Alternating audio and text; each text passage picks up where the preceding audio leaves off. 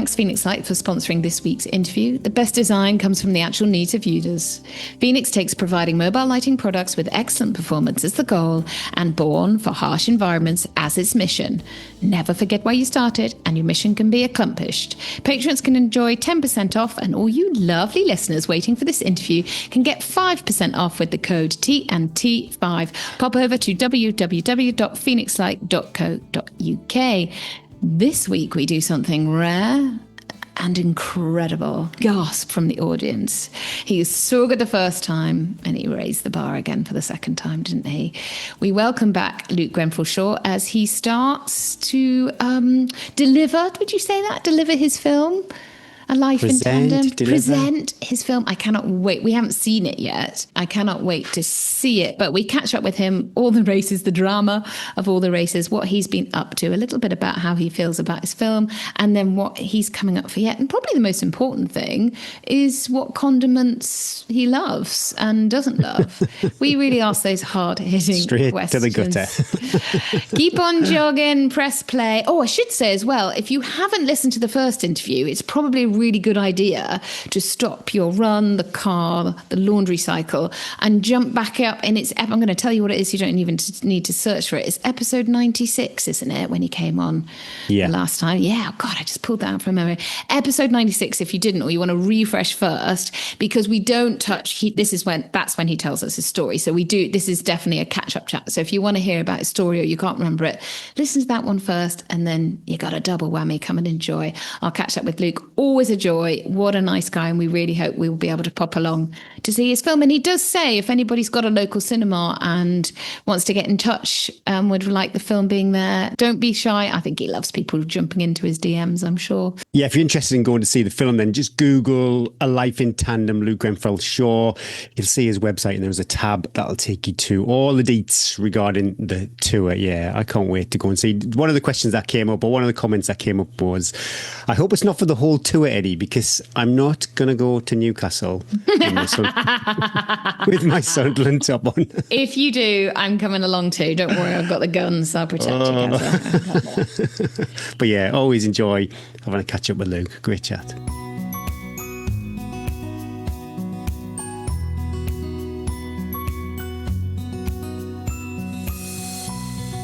Luke Grenfell-Shaw is a remarkable endurance athlete, adventurer and cancer advocate whose story reads like a masterclass in resilience. Diagnosed with stage 4 sarcoma at just 24, he refused to let the label incurable define him. Instead, he coined the term CanLiver, someone who lives fully with cancer, and set out to prove it. He cycled 30,000 k from Bristol to Beijing on a tandem bike, inviting hundreds of others, including fellow CanLivers, to join him along the way. He since became a professional trail runner for Brooks, representing Great Britain and winning international races, and he casually ran an 80-minute half marathon during chemotherapy. Luke also hosts the Facing Up podcasts, creates documentaries, and launched a free program called Heartbeat Healing, promoting gentle daily exercise as a powerful tool for those living with cancer. His story is a wild blend of grit, grief, and gutsy optimism, and it's still unfolding. Luke, that's an incredible intro. Well, it's certainly a very flattering one. I mean, you've done everything to get me to come back for a third time with that kind of introduction. I'm just like, give me more of it. I didn't realize I sounded like this, but now you give me such an introduction. Yeah, no, I'm coming back for more. You skipped over the perhaps the less glamorous bits, for sure. That's what AI's for, isn't it? We don't need that bit.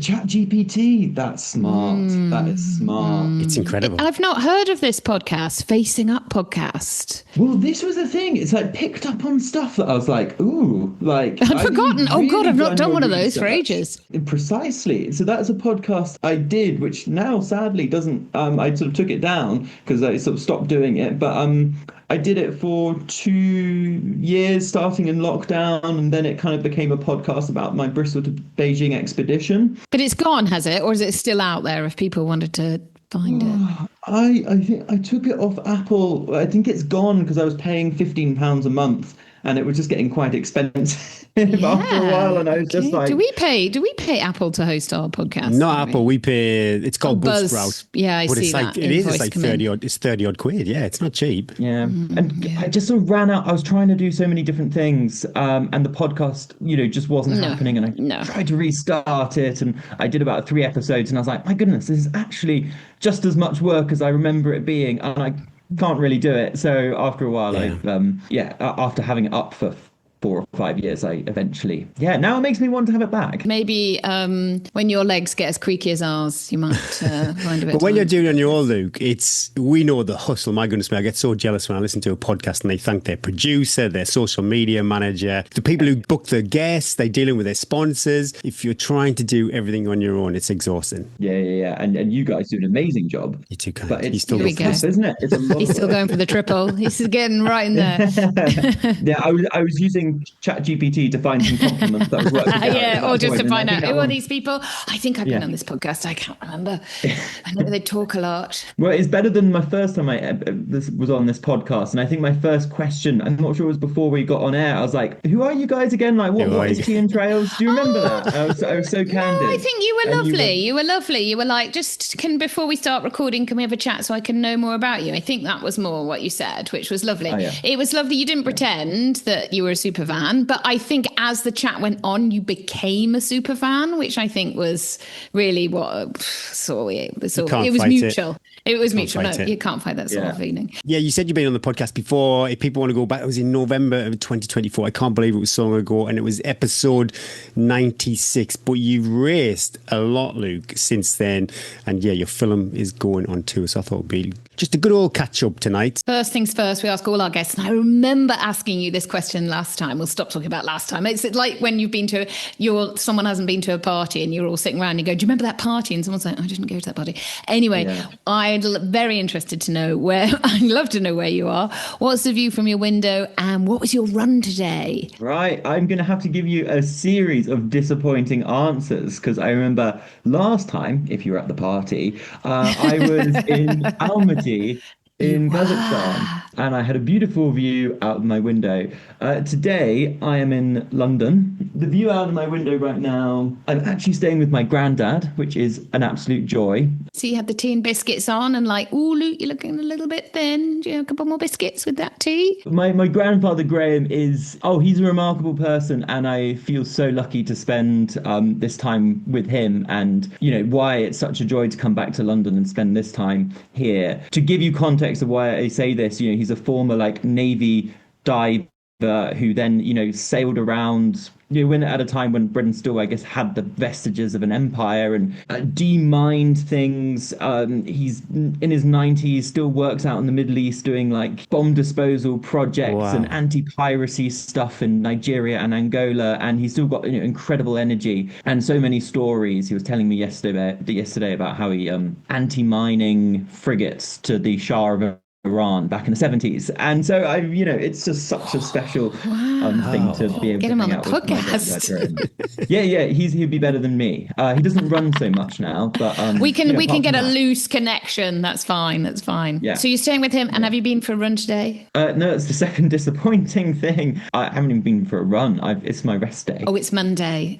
And are you still coached by David Roach? Very happily coached. Have you sent him a little love heart emoji today? I've sent him just, I feel like probably Tea and Trail listeners would be on a similar vibe to David's, but the fact that he DNF'd means nothing to me in terms of I still think he's such an inspirational guy, and the fact that he takes time to, at a personal, selfish level, that he takes time to coach me and, share some of his well, not just some, but pretty much all of his wisdom and advice, that he shares it with a wider community, and he does it with so much enthusiasm, with so much love. I don't know, that's what makes him special.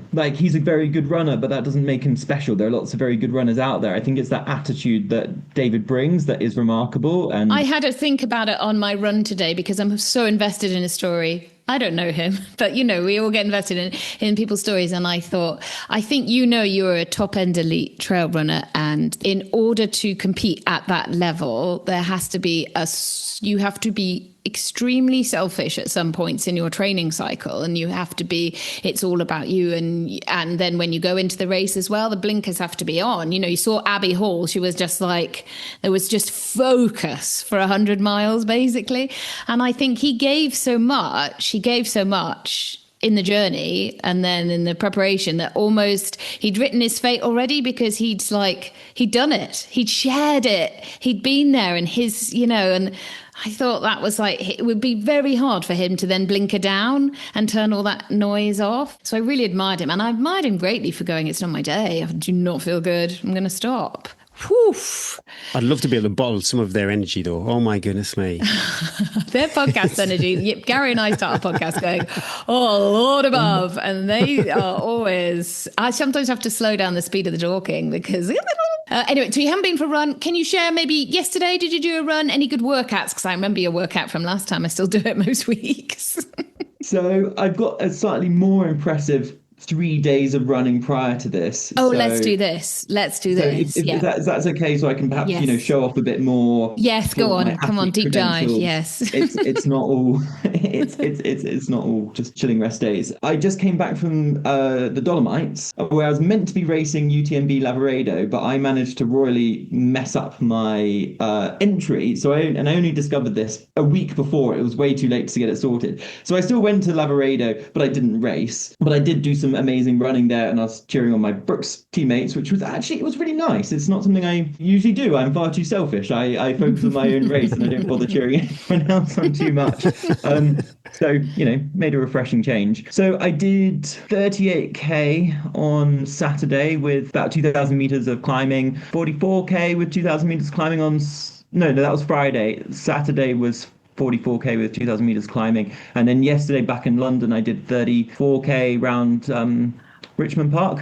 Nice. What sort of heart rate zone are we looking at for those? Chill. I mean, I like chill running. Like, it would be like zone 1 and zone 2, I suppose, you know, like. Yeah, well, it's we probably understand that more. Gary's zone 1 and 2 is like redlining, basically, and he goes, zone 1. Easy miles. I absolutely love easy miles. I'm curious though, Luke, with the mix-up with the registration, were you not getting like the pre-race email? Lakeland 100, I'm getting one every week about what's coming up. Yeah, so this is one of the reasons why I'm like so annoyed with myself, is because like I really should have noticed.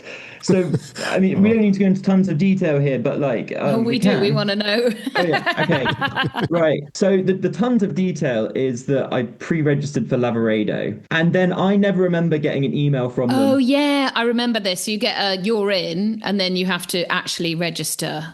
Yeah. And I'm sure they did send me an email, but maybe I forgot about it, or it went to my junk, or whatever happened, and I didn't actually register for whatever reason. I didn't realize that, but over the last 6 months, I've checked, and on my UTMB account, there's like, you're doing Snowdonia, you're doing CCC. And then there was also like Lavaredo was also one of the races. Oh, that's weird, isn't it? Yeah. Now, it said pre-registered or pre-registration, but I wasn't thinking. I was just like, oh, Lavaredo's there. Like, if there was a problem, like there'd be something saying, you're pre-registered, but you're not registered, take action. And I just saw pre-registered, and I was like, oh, I'm pre-registered. That means I'm registered.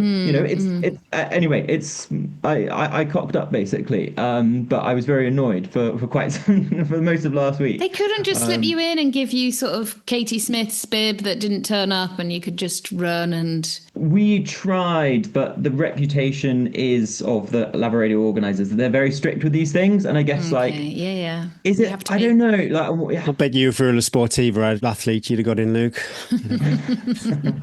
But also there is a bit of a moot point of like, should I be allowed in just because I'm an elite athlete? Like there is something a bit uncomfortable there of, It wasn't your destiny. You had a lovely 3 days of lovely joggings. You might look back and go, actually, I'm fresher and I can carry on training now. David was like, this is a blessing in disguise. Me and David, you see, we find the goodness in... yeah. Can you join my coaching team as well, Eddie? Is that all right? I would love to. Oh, yeah. Can I be added to coaching WhatsApp? Can you imagine us together? The emojis would be off the scale. scale. The vibes would be, let's amazing. bring the vibes. So CCC, is that the big... Well, no, I mean, it is the next big thing. I'm also doing IGA. I'm now doing IGA on the 19th of July or something. Okay, so that's instead of, you're slipping that one in instead of Lavaredo. It's a cheeky slip in. I just said that elites shouldn't get special treatment, but I'm very grateful to my Brooks team for reaching out to the UKMB people and saying, can we do something? And I guess, it was a month out. Did you watch the Lavaredo men's race unfold? Did you think, I could have been in there with the shot, or did you just kind of let it go? I let it go by that point. I just enjoyed it. I think I know I could have been in with a shot. It was in great shape. You never know what happens in a trail race either, but I feel confident I would have been having fun in the mix. But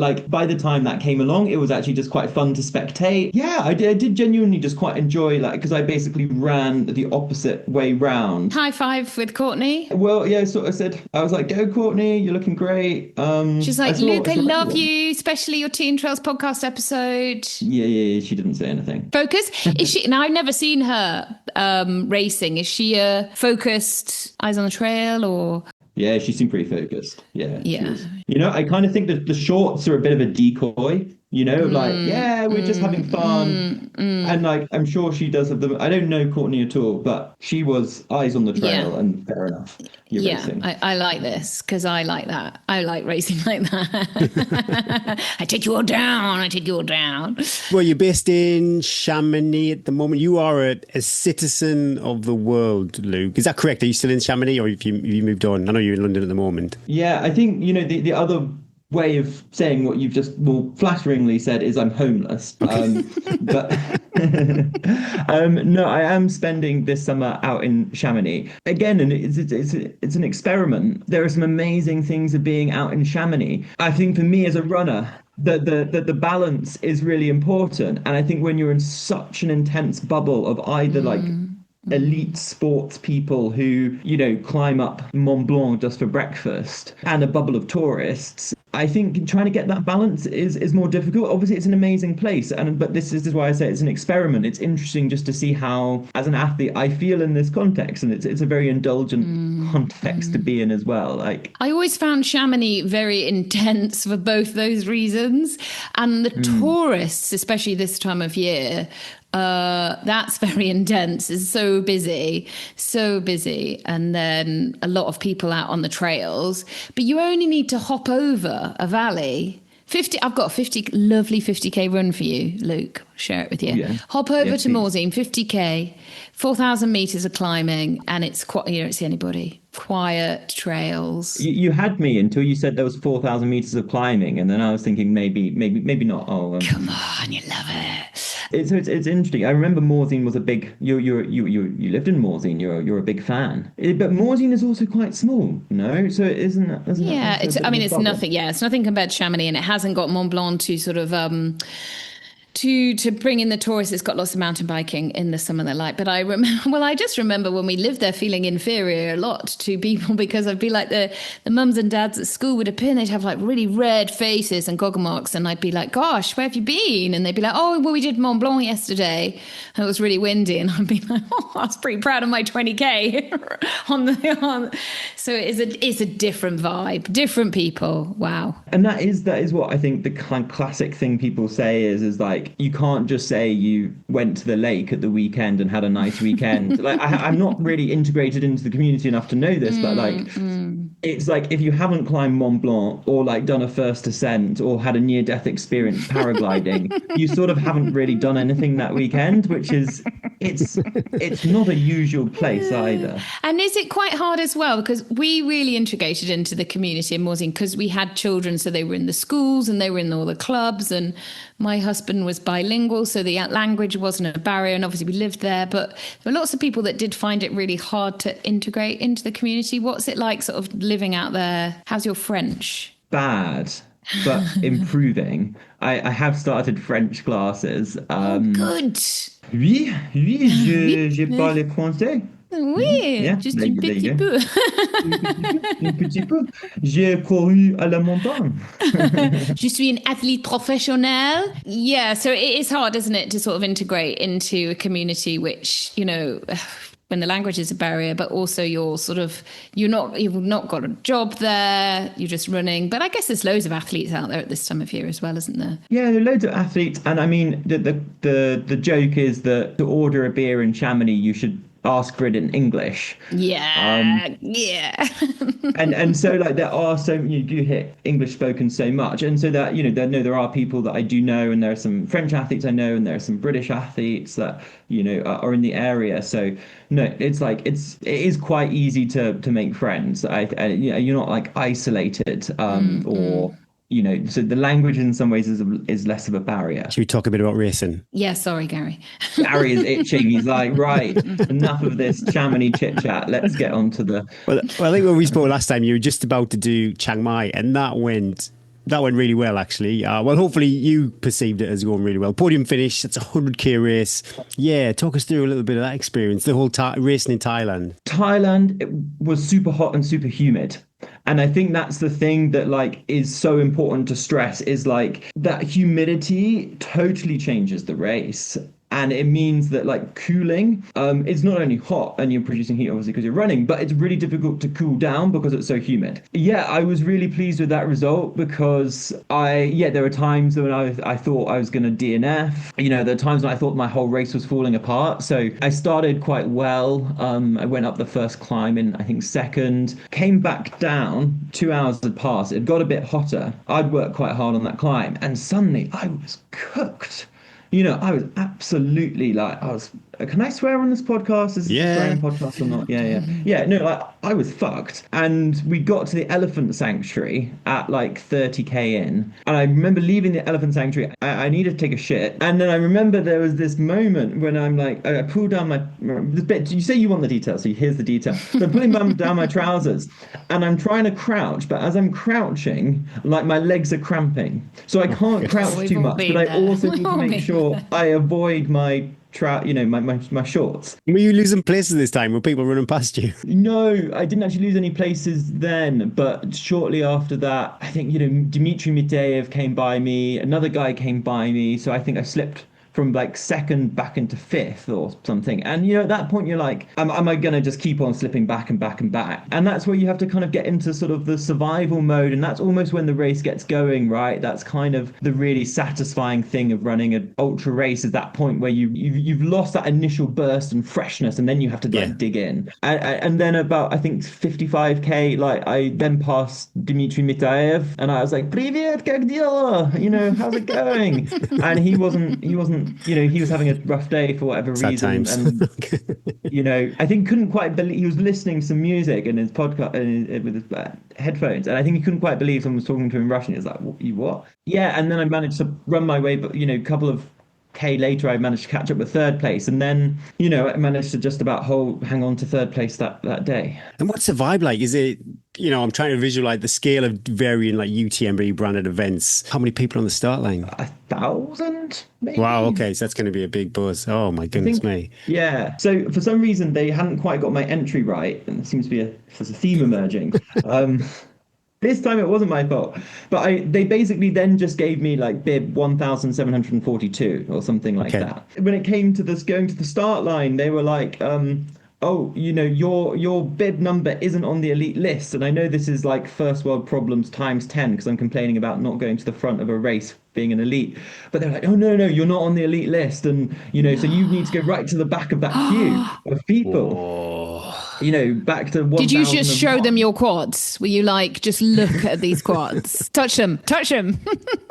I wish I had your good humor because I was, I was like, it's like this race is starting in like 10 minutes or something. Oh, it's so stressful. Oh my goodness. Actually, it's funny, like reflections on Thai culture.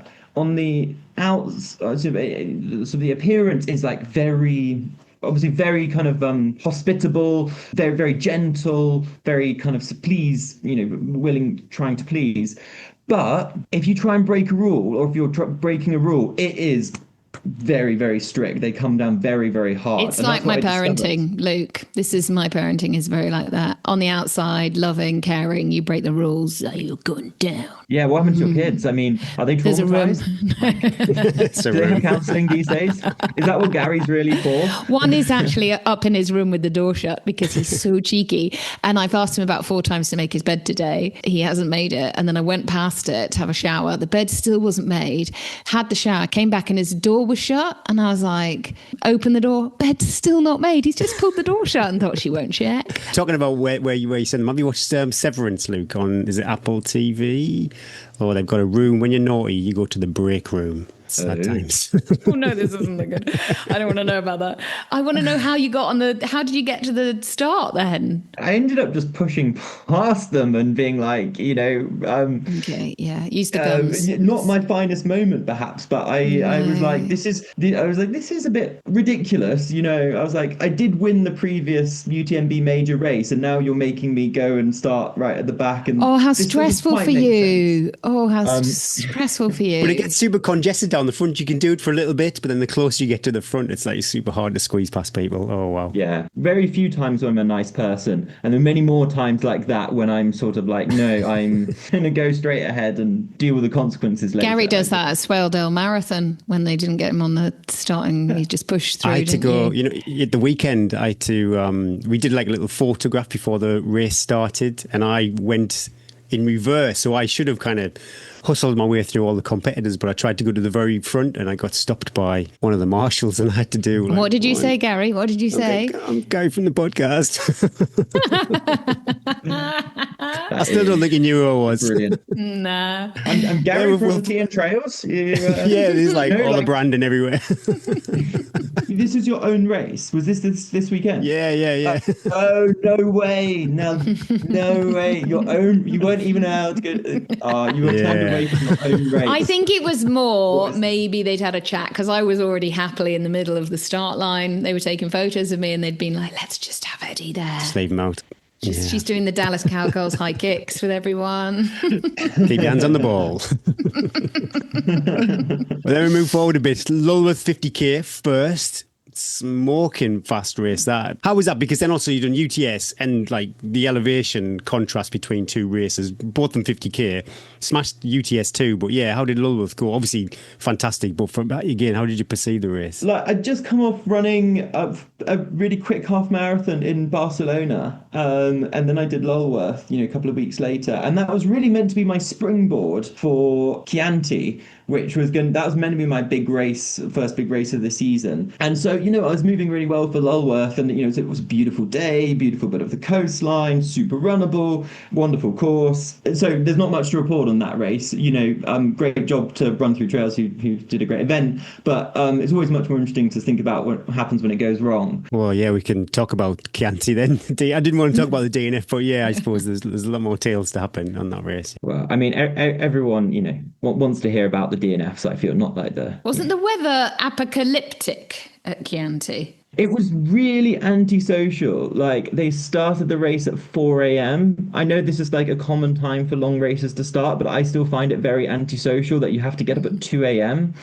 to start at 4 a.m. to then run in the dark for 3 hours, and it was chucking it down with rain. You're given this is like wine country. This is meant to be, glorious, sunny, fragrant wine vineyards, and instead it was basically like running around, British countryside in sort of squelchy mud for the first 3 hours. And then what happened? How far did you get? What was the downfall? Two different versions of this, depending on who you want to believe. I mean, they're both me, but which version I'm telling you can choose. Basically, downfall number one is that I went to some friends' 30th birthday parties in the weekends before the race, and didn't get enough downhill training in. So basically, I got to 70k and I found my my quads, a central muscle along my quads was just shot to pieces. Version one is I didn't have enough downhill prep because of I think it's really important to prioritize like friends' birthdays, and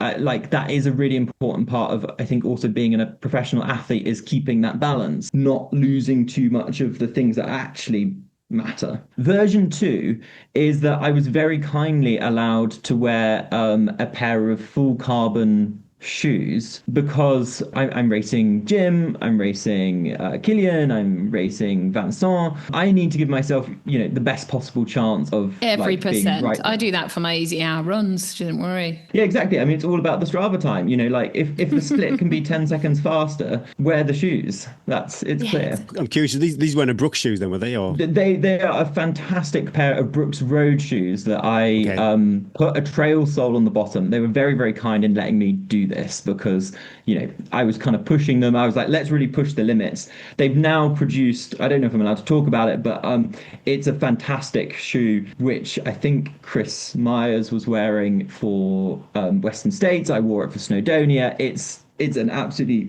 smash it out the park shoe from Brooks.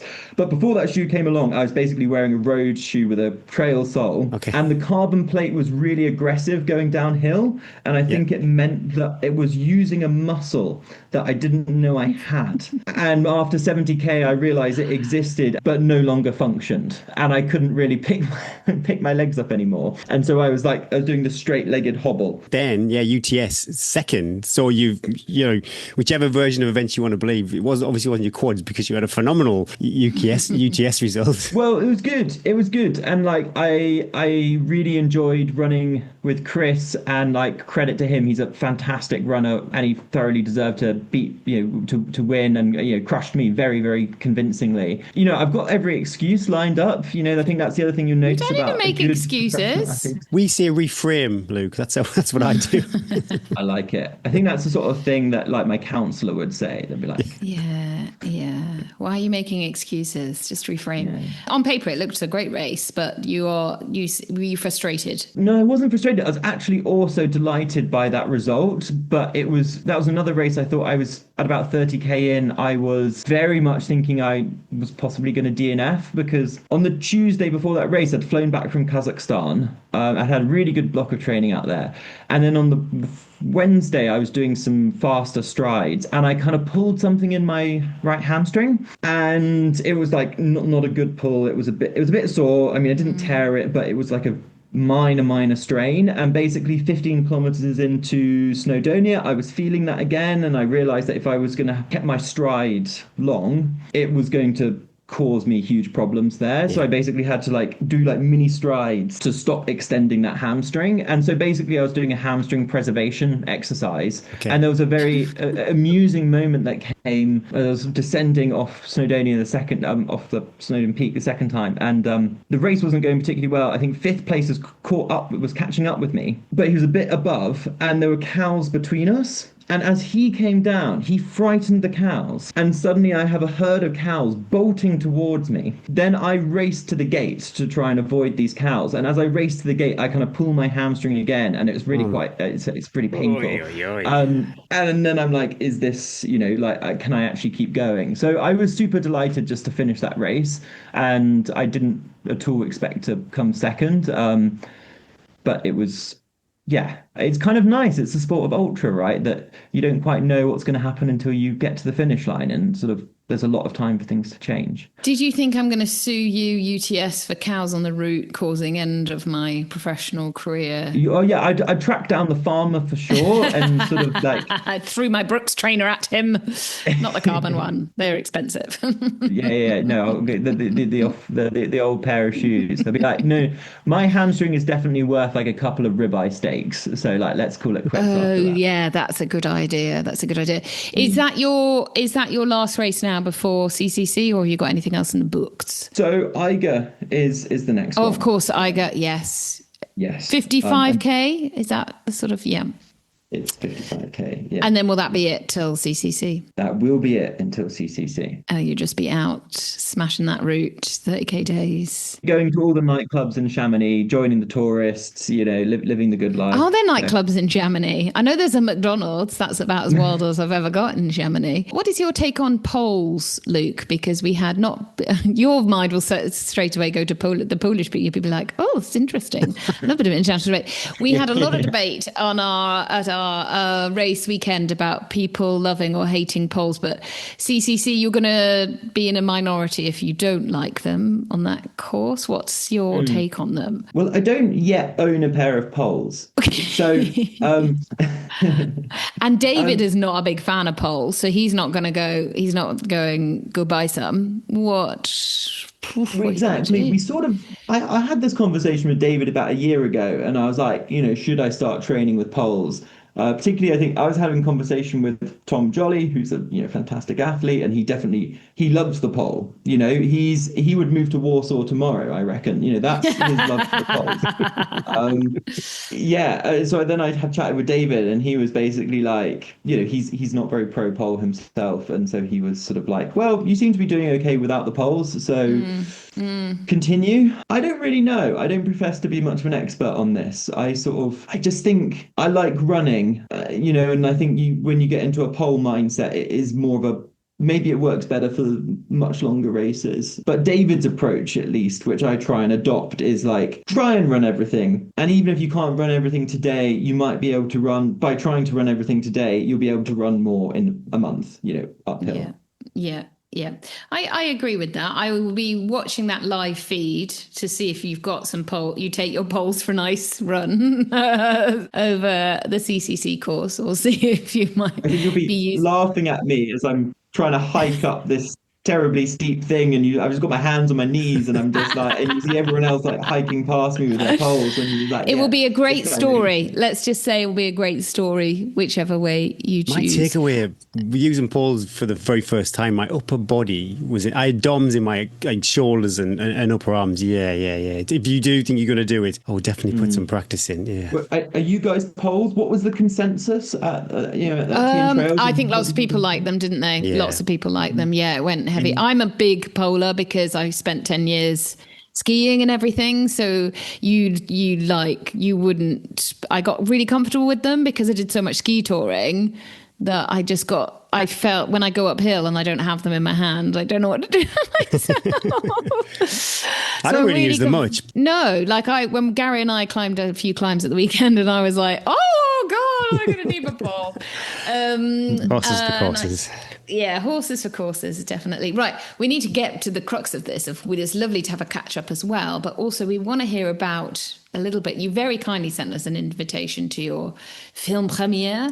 I could not find my ball dress in time to come, sadly, but tell us a little bit about, perhaps if people haven't, a little short synopsis of the film, if people haven't had time to go back and listen a little bit about the film, and then maybe a little bit of what it's like to see it and see people watching it. So the film is called A Life in Tandem. If you want to see the trailer for it, follow me on Instagram, like Luke G. Shaw, or go to the website alifeintandemfilm.com. But basically the film, it's about me. It's one big ego project. I didn't think being an elite athlete was enough.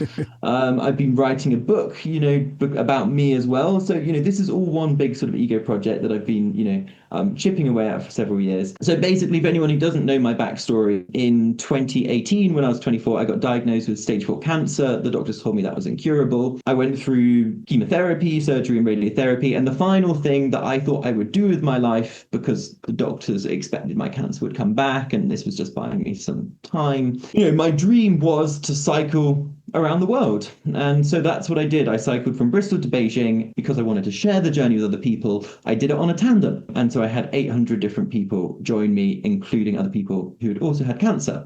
Show that you can be active and adventurous even with cancer. And so the film is really about all of that. It's about the adventure, the cycle ride. It's about my time through treatment. And it's also about my relationship with my mum and the family dynamics of what happens when someone gets, what they think is told is a terminal illness. And so there are times when it's incredibly poignant, it's very moving. There are times when it's also very funny. Me and the director Mike, we always wanted to create something that was inspiring and uplifting, but also very true. I think there are points in the film when I come across as a bit of a knob to my mum, for example. Shut up. Can't believe that. I know. Yeah. It's, I think it's because I didn't tidy my bed and then I shut my door. Yeah, so that's the film, really. And if people want to see it, where can they catch it? Where can they find you? So I think by the time this goes out, we'll have just had our premiere in London. Are you going tux? Are you going sort of like... No, the dress code is a splash of life. Gosh, now I'm thinking, what would I wear? Yeah, what Gary would you wear? Ramanek. Gary and Eddie. What does a splash of life mean to you?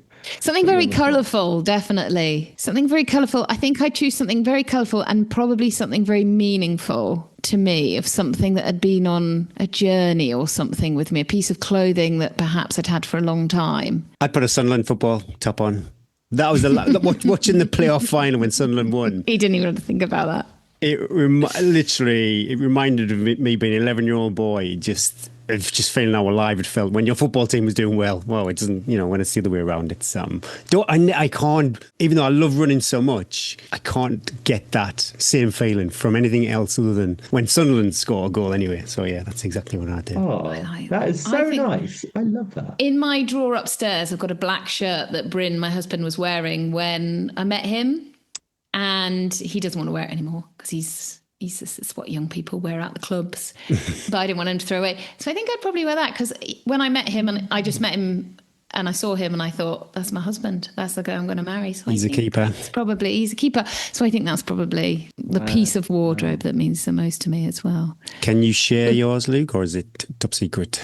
Well, you know what? I feel like I've been a cop-out all the way through this episode. Like, you've just given two amazing answers, and I don't even know what mine is yet.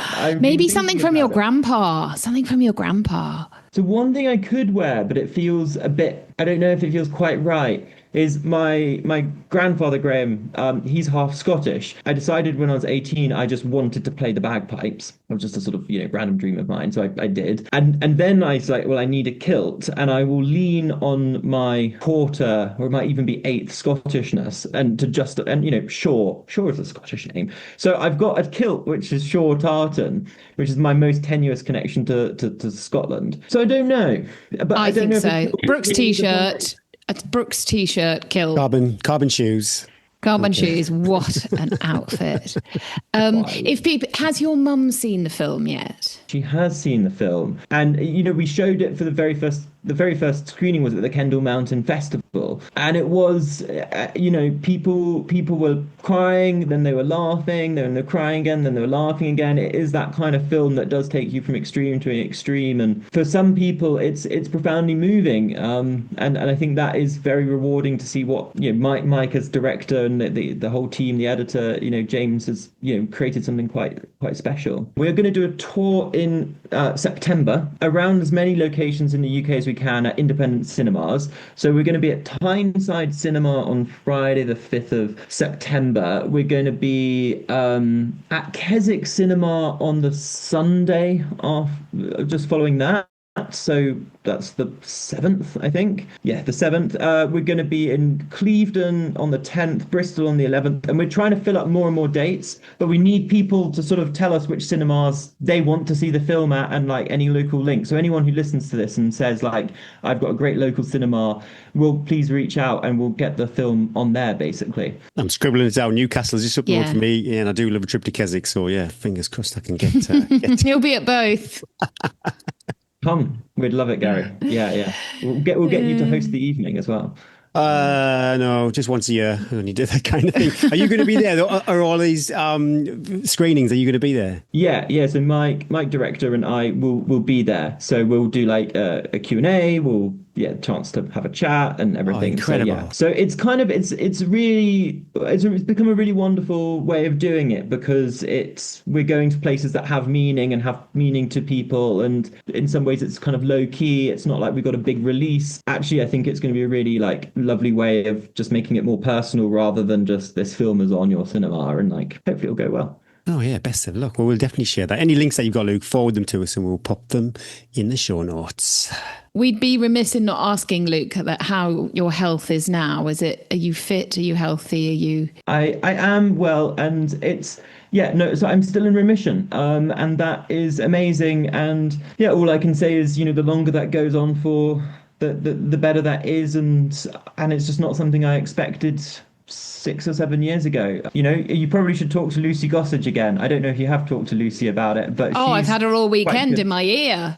Are you wearing ear defenders now? Are you getting them in time to I just recover know and everything? I hand her off now. Lucy. Yes. Well, you're you're the poster boy of the Move Against Cancer charity, and now there's actually scientific studies coming out as well that actually moving when you're under treatment for cancer has been proven to help the effects of chemotherapy, hasn't it? And that is amazing and inspiring. Yeah, the recent research has been absolutely fantastic and like definitively proving on a large scale study that exercise improves outcomes for people with cancer. So yeah, that's something that the Move Against Cancer obviously really promotes and does an amazing job with. Put 5K away in the online program, and everyone should check out Move Against Cancer. They are totally awesome. Amazing. We've developed, Luke, since you last came on. We have some new, and I didn't tell you this because evolved, that's what. I didn't, normally I email our guests to say that we're going to ask you these questions, but I didn't because I knew you'd be able to pull this one out from the clouds. So what we do is we ask the guests their favorite workout of the week. Might not be that's something you do every week, but it's something that perhaps David sets you. And then we share it on our Facebook group, and everybody that wants to has a go at it and reports back.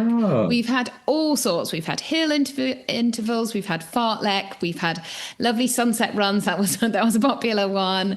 But we haven't had I wouldn't say we haven't had a death workout yet. Not prompting you to anything yet. But we haven't had one. We've had 5, 4, 3, 2, 1. Is there something that you get set in your plan, Luke, that you might hate it? Surely it's heat training from David Roach. Surely it's a 5-hour heat run. Okay, to answer your question of like something I don't look forward to quite as much is like when I've got a long run and it's kind of first hour is easy, but after the first hour, I need to put half an hour of like a moderate to hard uphill effort in. So you're already quite tired, and then you need to push really hard.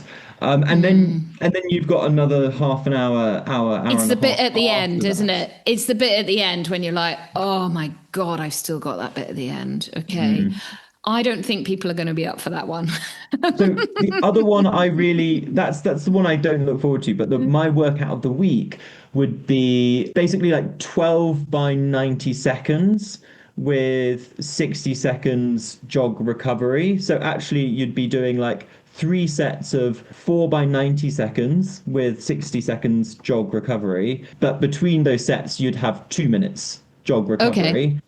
And then at the end of that, if you want, then you can do something that feels fast but relaxed. So like you're moving with ease, but you're also moving fast. And you can do that for like 2 or 3K. And for me, that's a session I love because it really sharpens my legs up. And 90 seconds at like 5K pace or something like that, like pretty fast. When you do those 90 seconds, because I do quite a lot of sessions like this, I always think, how do I run that fast for 5K? Because 90 seconds seems like really hard. It's all relative though, isn't it?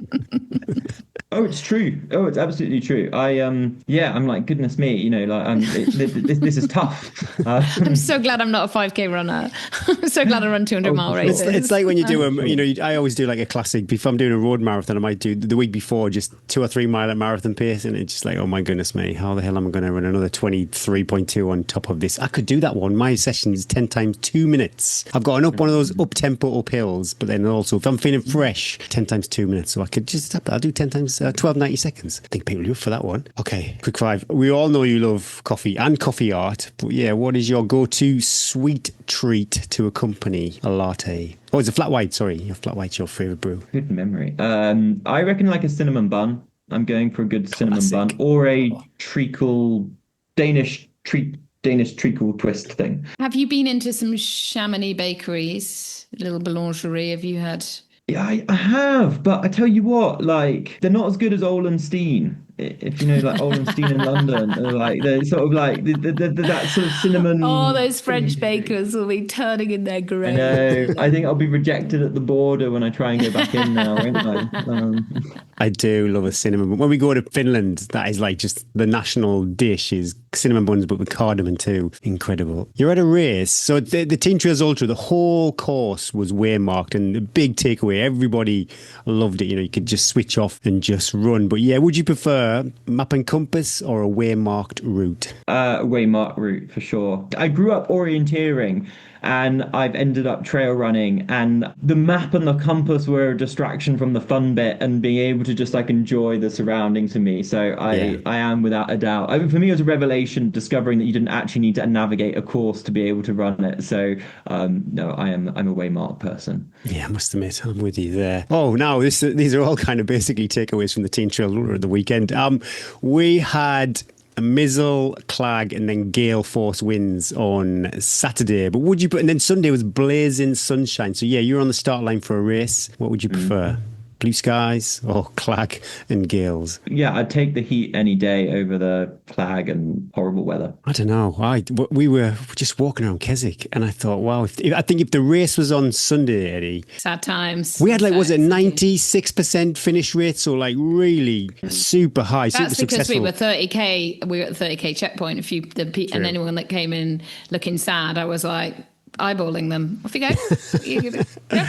But I wonder what those numbers would have been though if it was like roasting hot. It'd be interesting to see. I'd have still been at that checkpoint. All right, yeah. Checkpoint sandwich filling of choice. You're there. You're 30k into a race. You've got a smorgasbord of options. What are you going to go for? In reality, I would Just a have gel. the gel. We know that, but let's just say you're having a cruisy day and Lucy set out a little checkpoint for you and the sandwiches there. What would be? Oh gosh, sandwiches. I mean, probably. Am I allowed to say like hummus Say what you with cucumber sticks? Like that would be my. It's not actually a sandwich, but that's what I'd want. We had hummus sandwiches at the Teen Trails Ultra. Did we? I didn't see any of those. I didn't have any, but Aaron, my friend, he said he had some. Whoever made them, give them a pat on the back because they were. I mean, high class affair. Hummus sandwiches. Oh yes, of course. Crudities. I'm not too sure if this is just me and my friends when I grew up, but we used to make every meal that we had, we'd have like literally a loaf of bread with it. That was just to kind of pad it out. And then this even carried through if we went to the town centre on a Saturday. So I don't think Greggs actually sell bread anymore, but maybe they did years ago. I would go to Greggs, I'd buy a loaf of bread, hollow the bread out and put a pie inside the bread. Is that... Yeah, that is madness. And even if no one's done that, it's incredible. No, but it is something that I probably would like to try. But if you had a family dinner and maybe it was lasagna, you wouldn't chop a bit up and make a lasagna sandwich with your meal? Mum often used to be like, bread to fill us up would be like, you just got to eat bread to fill you up. Luke's like, no. I'd have shepherd's pie sandwiches. I put little Finder's crispy pancakes in there. This explains so much. So much. Did you know what the worst thing I did at school was after Christmas? Like everything's on sale, like all the Christmas stuff's on sale, and so like the Christmas pudding, like full-size Christmas pudding, was like a quid or £2 or something, and I had a Christmas pudding cold for lunch. Like the whole thing, and I was eating my way through it. The afternoon must have been uncomfortable. Oh, you went in strong. I love it. But you're just able to do that. I just, Oh, when your you're body takes young, a lot of punishment. and I see what my kids can eat, and then I'm just like, they're like, can I have a Mars bar? Sort of 10 o'clock at night, and I'm like, well, fill your boots. Why That's not? a good shout Make the for most of being I able to- wonder how many carbohydrates in an average Christmas pudding. So if you can get it cheap in the sales, then you could use it as your running fuel. You could also make it quite solid, couldn't you? Because especially if it's gone off a bit. Bit of booze in there.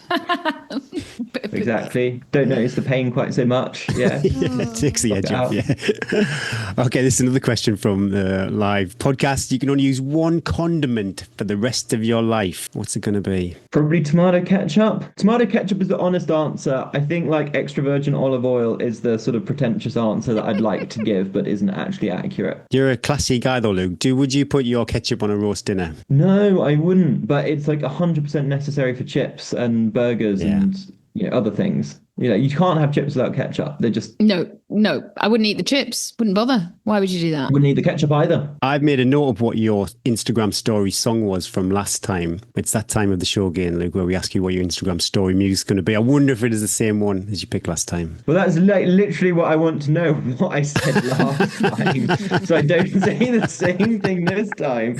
I was thinking about that. Okay. It's a banger. I You can go almost feel game with it. Well, I feel like what I said last time was probably not throwing away my shot. Is that right? Yes. Yeah, it is. Okay, so I'll give you another one, which I also absolutely love. Don't Feel Like Crying by Sigrid. She's got some absolute bangers, and they're like, I feel the music is very uplifting and boppy. Yeah, let's go for Don't Feel Like Crying by Sigrid. Are you a music person when you're running? Do you listen to music? Quiet. No, I don't. Your own thoughts. My own thoughts are that stimulating that I can put up with myself for 4 hours. So shall I have the olive oil with the hummus and the carrot sticks, or shall I wait and have it later? Exactly. Ketchup, then olive oil, or olive oil, then ketchup. These conversations, they just, they keep you going for a while. Oh, Luke, it's been the double Luke 2.0. It's been a joy to catch up, hear a little bit about what you've been up to, your race stories. There's so much always, you've got so many race results there, but just sort of a little peek behind the curtain of what actually happened in the races. Best of luck with the film premiere and the rest of IGA, and then CCCC will be cheering you on. Yeah. Live Food, and I reckon after CCC we could probably put the third podcast. We'd have some stories. We'd have some. I think he's done enough. You couldn't get to the front of the CCC race, and you had to end up. There'll definitely be some drama. But best of luck with all the training. Huge amount of training I know to come. Hope it all goes well, and hopefully see you at a cinema near us soon. Yeah, good luck with it all, Luke. Fingers crossed nothing clashes with one of those dates, because I'd love to come and see you in Keswick or Newcastle. Is this the point where you frantically book out your diary, Gary, and you're like, right, I'm definitely busy on those 2 dates? Gary will be there. He's your biggest fan. He'll be there at the stage door. Can you sign my Sunderland shirt for me? No, best of luck. Thank you, Luke. Oh, thanks so much. Catching the film soon. Been so much fun. Thanks. Take care. Bye.